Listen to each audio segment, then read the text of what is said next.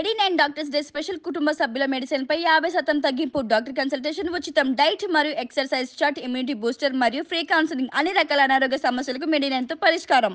నువ్వు ఎఫ్ఐఆర్ ఒకరితో ఉంది, తిరుతుంది నీకు? ఆవిడ ఇద్దరిని పంపించారు ఒక రోజు. ఏంటమ్మా ఇద్దరిని పంపిస్తే నువ్వు ఇద్దరిని హ్యాపీగా యాక్సెప్ట్ చేసావా? ఈ క్రిమినల్ మైండ్ ఎలా వచ్చింది అసలు బెదిరించాలి చేయాలని? ఆమె ఆస్తి చూసి నాకు వచ్చింది అలా చేయాలని. ఆమెకి ఎట్లాగో చాలా చాలా మంది ఇంక ఇదే పని చేస్తూ ఉంటావు నువ్వు. ఆమె వీక్నెస్ నాకు తెలిసింది మేడం. పోలీస్ కంప్లైంట్ ఇస్తా ఆమెకి చీటింగ్ అని చెప్పి.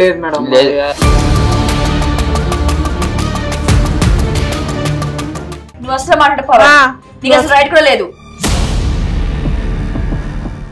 ఏమ్మా నీ ఎదురుగా ఉన్నది మాట్లాడు, కొట్టు పట్టుకొని జుట్టు పట్టుకొని కొట్టు. బంగారం కొనుక్కున్నాను, బైక్ లైట్ కొనుక్కున్నారు, నేను ఆయన మెడలో చైన్ కూడా అన్ని కొనుక్కున్నాను, నా డబ్బుతో అన్ని కొనుక్కున్నాను. నేనైతే ఇచ్చేస్తా మేడం, బైక్ కూడా కొనుక్కున్నారు. ఇంకా సగం మనీ అయితే నేను ఆల్రెడీ ఇచ్చేసారా? లేదు మేడం. నమస్తే, వెల్కమ్ టు ట్యూబ్ టీవీ. నేను మీ సరిత. ఎన్నెన్నో జన్మల బంధం, ఈ జీవితంలో ఎవరిది అసలు నిజం కార్యక్రమానికి స్వాగతం. మనతో పాటు NLP practitioner, life skills coach మిర్చి మాధవ్ గారు ఉన్నారు. వారితో మాట్లాడతాం. నమస్తే మ్యామ్. నమస్తే సరిత. ఈ రోజు ఒక అమ్మాయి ఒక సమస్యతో మన దగ్గరికి వచ్చింది. సో ఆ సమస్య ఏంటో విని పరిష్కరించే ప్రయత్నం చేద్దాం. తప్పకుండా పిలిపించండి అమ్మాయిని. నమస్తే. నమస్తే. నమస్తే. చెప్పమ్మా, నీ పేరు? పార్వతి మేడం. పార్వతి. పార్వతి ఎక్కడి నుంచి వచ్చావు? షాపూర్ నుంచి వచ్చా. షాపూర్. ఏం చేస్తుంటావు? సేల్స్ మెల్గా వర్క్ చేస్తాను. ప్రాపర్ గా షాపూరేనా లేకపోతే సొంత? అమర్పేట మేడం. సేల్స్ మ్యాన్ అంటే ఎక్కడ? కంపెనీయా ఏంటి? Shopping mall madam. Shopping mall. Shopping mall. Okay okay. So మా ప్రోగ్రామ్ గురించి ఏం తెలుసుకున్నావు? అంటే ఇక్కడికి ఎందుకు వచ్చావు, ఎలా తెలిసింది? ఈ ప్రోగ్రామ్ చూసాను మేడం, అందరికి మంచి చేస్తున్నారని తెలిసింది. కొంచెం ఎవరైనా ప్రాబ్లం లో ఉంటే మీరు సెటిల్ చేస్తున్నారని తెలిసింది. నాకు ఒక చిన్న ప్రాబ్లం వచ్చింది, అందుకే వచ్చిన మేడం. ఏంటమ్మా ప్రాబ్లం ఏంటి? నన్ను ఒక ఆమె మోసం చేసింది మేడం. ఓకే. ఒక ఆమె మోసం చేసింది. సో ఏంటి మోసం? ఏం మోసపోయావు? ఆమె నా దగ్గర డబ్బులు బ్లాక్ మెయిల్ చేస్తుంది మేడం. డబ్బులు బ్లాక్ మెయిల్ చేయడం ఏంటమ్మా? బ్లాక్ మెయిల్ చేసి డబ్బులు అడుగుతుంది మేడం. నువ్వు ఇచ్చావా? ఇచ్చాను మేడం, చాలా ఇచ్చాను. ఎంత ఇచ్చావు, ఎందుకు ఇచ్చావు? నన్ను బ్లాక్ మెయిల్ చేస్తుంది, ఫొటోస్ తీసి బ్లాక్ మెయిల్ చేస్తుంది, అందుకే ఇచ్చాను. నా పర్సనల్ అన్ని ఆవిడతో షేర్ చేసుకునేదాన్ని, మంచిగా ఫ్రెండ్లీగా ఉండి షేర్ చేసుకునేదాన్ని. ఆల్రెడీ నేను లవ్ లో ఫెయిల్ అయ్యా మేడం, అందుకని నేను ఇంకా పెళ్లి చేసుకోలేదు. Personal 35 madam. 35 years. మోసం చేసిన ఆవిడ ఎవరు? నీకు ఆవిడతో పరిచయం ఏంటి? ఆమె పేరు భాగ్య, నాతో వర్క్ చేస్తూ ఉండేది. ఏం వర్క్ చేస్తావు? సేల్స్ మెన్ గా చేసేస్తాను. సేల్స్ మెన్ గా చేస్తాను. నువ్వు సేల్స్ మేనేజర్? మేనేజర్ గా చేసేదాన్ని. నేను బాగా క్లోజ్ గా మాట్లాడేది. సేల్స్ మేనేజర్ అంటే చాలా తెలివిగా ఉంటారు కదమ్మా. అంటే నువ్వు నీ కింద ఎన్నో క్యాడర్, ఒక 2 క్యాడర్ల కిందనా ఆమె? అవునండి. మరి ఆమెతో నీకు పరిచయం ఏంటి? అసలు నువ్వు ఆమెతో మోసపోవడం ఏంటి? ఆమె కొంచెం బాగా క్లోజ్ గా ఉండేది, నాకు మదర్ లాగా బాగా క్లోజ్ గా ఉండేది. అందుకని ఇంకా అన్ని షేర్ చేసుకునేదాన్ని. తను అలా అలా ఒక అబ్బాయిని పరిచయం చేసింది నాకు. ఫ్రెండ్లీగా ఫస్ట్ ఫ్రెండ్లీగా ఉండేవాళ్ళు, మంచిగా మాట్లాడుకుంటూ ఉండేవాళ్ళు. అలా ఉండగా సడన్ గా ఒక రోజు మేము మీటింగ్ కి వెళ్ళి రూమ్ కి వెళ్ళామండి. అట్లా ఆమె ఫోటో తీసింది. అంటే నీకు ఎలా వచ్చాయి? నీకు అసలు ఎలా తెలిసింది ఆమె దగ్గర ఆ ఫోటోలు ఉన్నాయని? ఆమె బ్లాక్ మెయిల్ చేసి చూపించింది మేడం నాకు. చూపిస్తే మరి నువ్వు ఆ ఫోన్ లాక్కొని డిలీట్ చేయాల్సింది. ఆమె ఇంకా ఉన్నాయని చెప్పింది, ఫోన్ తీసుకున్నా ఇంకా ఉన్నాయి చేసుకున్నా అని చెప్పింది. బ్లాక్ మెయిల్ చేస్తుంది. సరే కన్ఫ్యూజన్ అవుతుంది ఇక్కడ. నువ్వు ఆ పర్సన్ రూమ్ కి వెళ్ళారు, అది కూడా అన్నోన్ పర్సన్. అమ్మాయికి ఆమె ఎలా వస్తుంది రూమ్ కి? ఆమె కొడుకేనంట, ఆమె ఆయన నాకు తెలియదు. సో తను ఆయన రూమ్ కి వెళ్తున్నప్పుడు మరి ఆమె ఎలా వచ్చిందంటే మీకు ఎలా తెలిసింది? అమ్మాయికి తెలియదు మేడం ఆవిడ ఎట్లా చేసిందో. నాకు చూపించడం వల్ల 50 ఉంటాయి ఆమెకి. అమ్మో. ఓకే. అది కాదమ్మా, నీకు తెలివైన పక్కన డ్రార్ లో పెట్టావా? అంత మేనేజర్ పొజిషన్ లో ఉండి నువ్వు అసలు ఎలాగా అలాంటి ఇది చేసి అంత ఏదో ఏమంటారు ఒక వలయంలో చిక్కుకుపోవడం, అంత తెలివి తక్కువగా ఎలా వ్యవహరిస్తావు? అసలు జాబ్ చేస్తున్నావు కదా, 60-70 వస్తాయి నీకు. మరి అంత ఏదో తెలివి లేకుండా అయితే అంత జీతం రాదు కదా. సో మొత్తం టోటల్ గా ఆవిడకి ఎంత అమౌంట్ ఇచ్చావు నువ్వు? 25 లక్షలు. 25 లక్షలు ఇచ్చావా? అంటే ప్రూఫ్ ఏమైనా ఉందా, డాక్యుమెంట్ ఏమైనా ఉందా? లేకపోతే కొంచెం ఫోన్ పే చేసా, కొద్దిగా మీకు క్యాష్ ఇచ్చా, చేతికి ఇచ్చా క్యాష్. అంత డబ్బు నీ దగ్గర ఎక్కడ ఉందమ్మా? మా మదర్ ఫాదర్ యాక్సిడెంట్ లో చనిపోయారు. అవే ఇంకా ఇన్సూరెన్స్ ఇన్సూరెన్స్ కింద అవే చేస్తాను. చావు మీద వచ్చిన డబ్బులు తీసుకెళ్లి వాళ్ళ బంధం మీద పెడతావు నువ్వు. నన్ను అలా మోసం చేశారు. మోసం చేశారంటే నువ్వు మోసపోవడానికి అంత చిన్న పిల్లవా నువ్వు? 35 ఏళ్ళు ఉన్నాయి నీకు. కొంచెం కూడా తెలివి లేకుండా మాట్లాడుతున్నావే అసలు. మరి నువ్వు ఎప్పుడు పోలీసు వాళ్ళని సంప్రదించడం కానీ లేకపోతే వాళ్ళ హెల్ప్ తీసుకోవడం కానీ చేసావా? ఫొటోస్ ఉన్నాయని. ఓహో బ్లాక్మెయిల్ కదా ఎక్కడ బయటపడతాయి అనేసి. ఓకే, ఇప్పుడు ఏం చేద్దాం అనుకుంటున్నావు? ఇక్కడ వచ్చానికి ఏం న్యాయం కావాలి? నాకు వాళ్ళ దగ్గర డబ్బులు ఇప్పించాలి. ఇంకా వాళ్ళు బ్లాక్ మెయిల్ చేస్తున్నారు, నాకు ఉన్న ప్రాపర్టీ అంతా లాక్కుందామని. ఆమెకి 2 అబ్బాయిలు ఉన్నారని నాకు ఈ మధ్యనే తెలిసిందమ్మా. వాళ్ళ కొడుకులే అని నాకు ఈ మధ్యనే నాకు తెలిసింది. ఒక డౌట్, ఇక్కడ నువ్వు ఎఫ్ఐఆర్ ఒకరితో ఉంది తిడుతుందా నీకు? ఆవిడ 2 పంపించారు ఒక రోజు. ఏంటమ్మా 2 పంపిస్తే నువ్వు 2 హ్యాపీగా యాక్సెప్ట్ చేసావా? 1 by 1 ఒకళ్ళ తర్వాత ఒకళ్ళు లేనప్పుడు ఇంకోళ్ళు వచ్చేవాళ్ళ? అసలు అలా కాదు. మరి పెళ్ళంటే ఇష్టం లేని దానివి ఇలాంటి ఎఫ్ఐఆర్లు అంటే ఎందుకు ఇష్టం పెట్టుకున్నావు? సమాధానం చెప్పాలి. అలా గమ్మని కూర్చుంటే కాదు మేడం, ఇద్దరితో ఉందా? అదేగా చెప్తున్నారు తను. సరే, వాళ్ళు వచ్చారా? ఇప్పుడు బయట ఉన్నా వచ్చారు. పిలవండి వాళ్ళిద్దరిని. నమస్తే మేడం. నమస్తే. నమస్తే మేడం. నమస్తే. కూర్చోండి.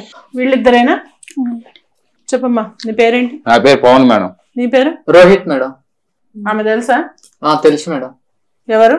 మా మమ్మీ వాళ్ళ ఫ్రెండ్. Friend madam. మమ్మీ వాళ్ళ ఫ్రెండ్.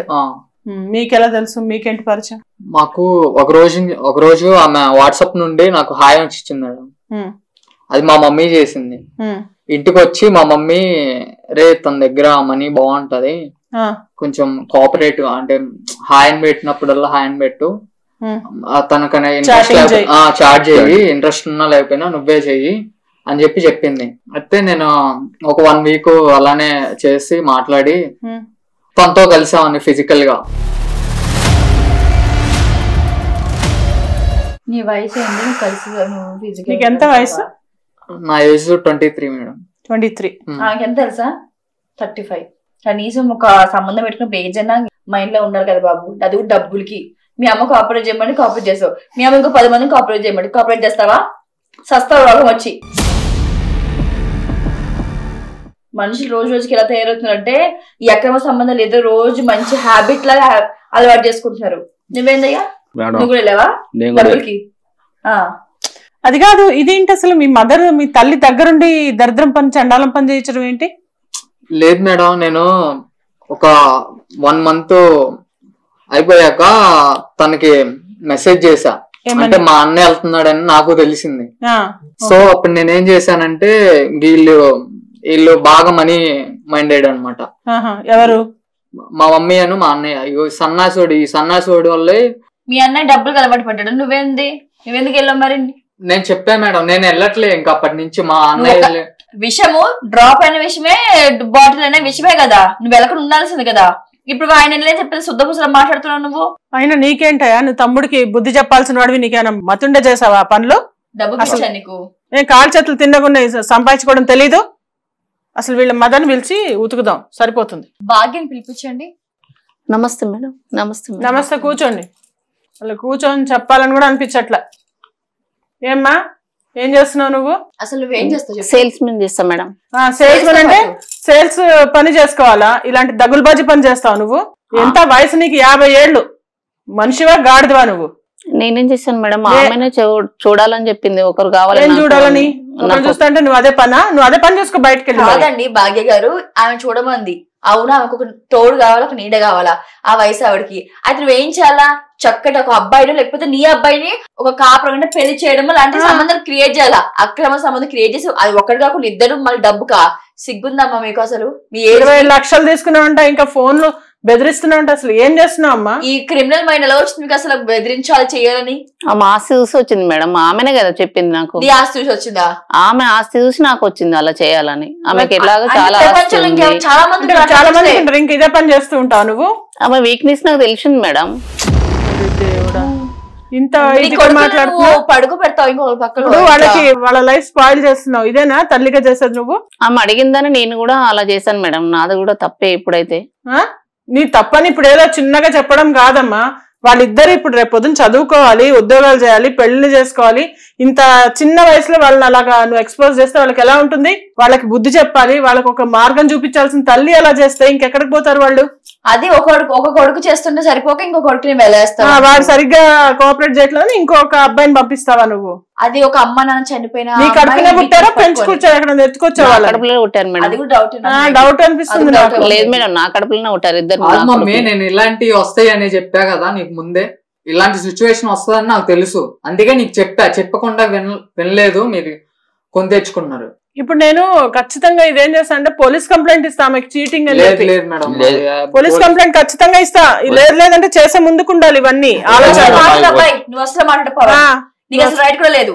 ఎందుకంటే వాడు తప్పు చేస్తే వాడు చెప్పాల్సింది నువ్వు ఇంకా ఎంకరేజ్మెంట్ చేసుకుంటే మీ అమ్మ కూడా తప్పు చేస్తే మీ అమ్మ చెప్పాల్సింది నువ్వు ఇంటి పెద్ద కొడుకు కింద ఇంకా మాట్లాడుతున్నాడు. ఇంకా ఈమె అసలు ఫస్ట్ మీ ఇద్దరిని బొక్కలో వేయాల.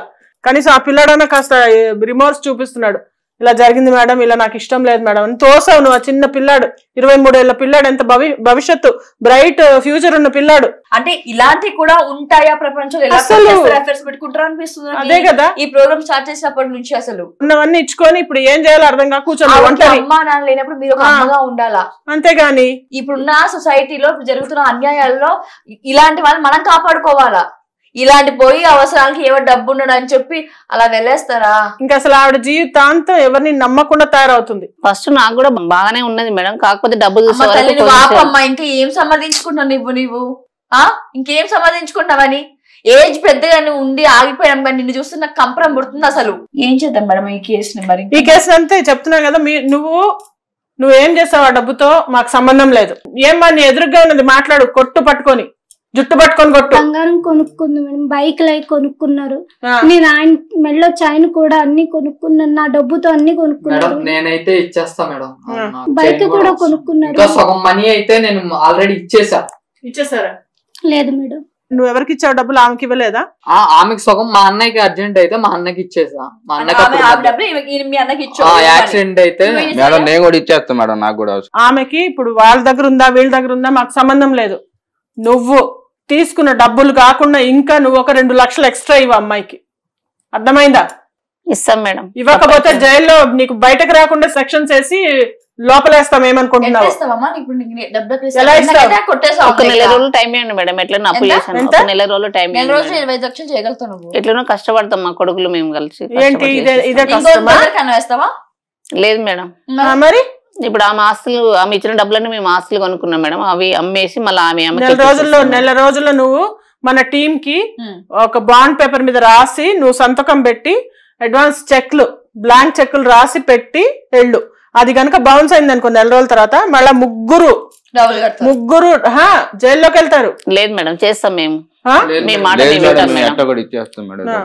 ఏమ్మా నీ డబ్బులు నీకు వస్తాయి, చాలు వెళ్ళండి, మీరు వెళ్ళండి పోండి. నువ్వు 1కి 4 సార్లు ఆలోచించుకొని మాట్లాడి, సార్ ఇంకొకళ్ళు ఎవరు ఏదో దొరికారు కదా అని మాట్లాడి, నువ్వు సింపతి కోసం మాట్లాడి ఏదో డబ్బులు ఇస్తే వాళ్ళు నీ దగ్గర ఉంటారు, నీ కంపెనీ కావాలంటే ఇప్పటికీ మించిపోయింది లేదు. 35 ఏళ్ళు పెళ్లి చేసుకోవేరే వాళ్ళమ్మ. ఏదైనా తోడు కావాలంటే కొంచెం పెద్దగా ఉండేవాళ్ళు. ఆఫ్కోర్స్ అమ్మాయి ఆవిడ పెద్ద ఆవిడే, కానీ నలుగురు పరిచయం ఉన్న వాళ్ళతో ఇరుగు పొరుగున తెలుసుకొని మనం ఒక సంబంధం అనేది ముందరకు వెయ్యాలి. ఇలాగా ఆకు ఒక్క తెలియని వాళ్ళని కాదమ్మా, అర్థమవుతుందా? ఇది లైఫ్ కాబట్టి. ఇంకొకటి, నీ సమస్యలు అసలు ఎవ్వరికి షేర్ చేయకు, వీక్నెస్ అవుతుంది ఎదుటి పర్సన్ కి. ఆమె ఏమంటుంది, తన వీక్నెస్ నాకు తెలిసి ఉంటుంది. అంటే నీ సమస్య తన వీక్నెస్, మన సమస్యలు మనలో మాత్రమే ఉండాలి. మేము మాట్లాడతాము, నీ డీటెయిల్స్ అన్ని కూడా అక్కడ ఇచ్చే మా టీం తీసుకుంటుంది. నీకు ఖచ్చితంగా నీ డబ్బులు 1 month లో అవన్నీ అరేంజ్ చేస్తాం. రాకపోతే మళ్ళీ మా నెంబర్స్ ఉన్నాయి, you can contact us. Okay, మంచిదమ్మా, మంచిది. చూసారు కదా ఫ్రెండ్స్, సమాజంలో చీడ పురుగుల కన్నా ఎక్కువగా ఇలాంటి వాళ్ళు ఎక్కువ ఉన్నారు. ఒక అమాయకంగా ఉన్న ఒక యువతిని ట్రాప్ చేసి ఆమె దగ్గర డబ్బులు గుంజుకొని, ఆస్తి గుంజుకొని చాలా ఇబ్బంది పెట్టి ఆవిడ ఆశ్రయించింది. మేము మాకు తోచిన ఒక పరిష్కారం అయితే ఇచ్చాము, ఖచ్చితంగా అది వర్కౌట్ అవుతుంది. సో మరొక సమస్యతో మళ్ళీ కలుద్దాం. అంటే keep watching cube TV. Signing off today.